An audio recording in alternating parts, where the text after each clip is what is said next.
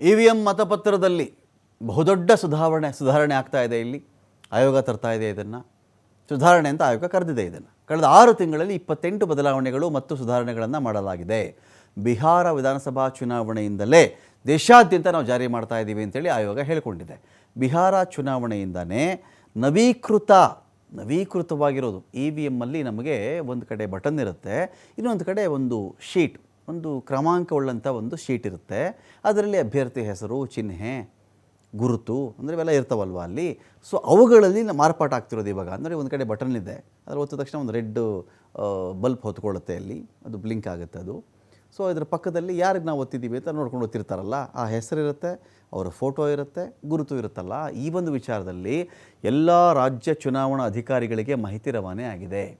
ಮತದಾರರ ವಿಶ್ವಾಸನ ಬಲಪಡಿಸಬೇಕು ಅಂತೇಳಿ ದೊಡ್ಡ ಮಟ್ಟದಲ್ಲಿ EVMನಲ್ಲಿ ಬಳಸ್ತಾರಲ್ಲ, ವ್ಯಕ್ತಿ ಹೆಸರು, ಗುರುತು, ಫೋಟೋ ವಿಚಾರಕ್ಕೆ ಸಂಬಂಧಪಟ್ಟಂತೆ ದೇಶಾದ್ಯಂತ ಆಕ್ಷೇಪಣೆ ಇತ್ತು ಅಂತ ಅನ್ನಿಸ್ತಾ ಇಲ್ಲ. ಕೆಲವು ಕಡೆ ಬಂದಿರಬಹುದೇನೋ, ಇರಲಿ.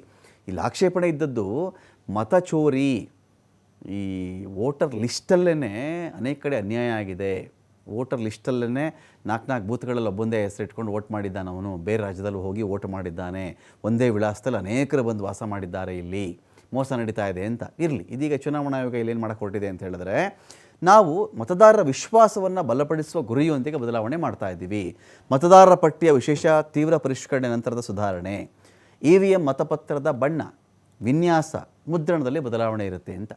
EVM ಮತಪತ್ರ ಬರುತ್ತಲ್ಲ, ಅದರಲ್ಲಿ ಬಣ್ಣದಲ್ಲೂ ನಾವು ಚೇಂಜ್ ಮಾಡ್ತಾ ಇದ್ದೀವಿ, ಡಿಸೈನಲ್ಲಿ ನಾವು ಚೇಂಜ್ ಮಾಡ್ತಾ ಇದ್ದೀವಿ, ಪ್ರಿಂಟಲ್ಲೂ ನಾವು ಚೇಂಜ್ ಮಾಡ್ತಾ ಇದ್ದೀವಿ. ಮತದಾರ ಸ್ನೇಹಿ ಇರುತ್ತೆ, ಮತಗಟ್ಟೆಗಳಲ್ಲಿ ಗೊಂದಲ ಕಡಿಮೆ ಮಾಡೋಕ್ಕೆ ಕ್ರಮ ಮಾಡ್ತಾ ಇದ್ದೀವಿ ನಾವು. ಇನ್ನು ಮುಂದೆ ಬ್ಲ್ಯಾಕ್ ಆ್ಯಂಡ್ ವೈಟ್ ಬಣ್ಣದಲ್ಲಿ ಮತಪತ್ರ ಇರೋದಿಲ್ಲ. ಹೊಸದಾಗಿ ಅಭ್ಯರ್ಥಿಗಳ ಕಲರ್ ಫೋಟೋ ಸೇರ್ಪಡೆ ಆಗ್ತಾ ಇದೆ. ಅಭ್ಯರ್ಥಿಯ ಮುಖ ಎದ್ದು ಕಾಣಬೇಕು, ಆ ಥರ ದೊಡ್ಡದಾಗಿ ನಾವು ಮುದ್ರಿಸ್ತಾ ಇದ್ದೀವಿ. ಇಲ್ಲಿ ಫೋಟೋ ಜಾಗದ ಮುಕ್ಕಾಲು ಭಾಗದಲ್ಲಿ ಮುಖಾನೇ ಇರುತ್ತೆ, ಸ್ಪಷ್ಟವಾಗಿ ಗುರುತಿಸಲು ಸಾಧ್ಯವಾಗುವಂತೆ ಮುದ್ರಿಸಲಾಗಿರುತ್ತದೆ. EVM ಮತಪತ್ರದಲ್ಲಿ ಸೀರಿಯಲ್ ನಂಬರ್ ಸೇರ್ಪಡೆ ಆಗುತ್ತೆ. ಸೀರಿಯಲ್ ನಂಬರ್ ಎದ್ದು ಕಾಣುವಂತೆ ಮುದ್ರಿಸ್ತಾ ಇದ್ದೀವಿ.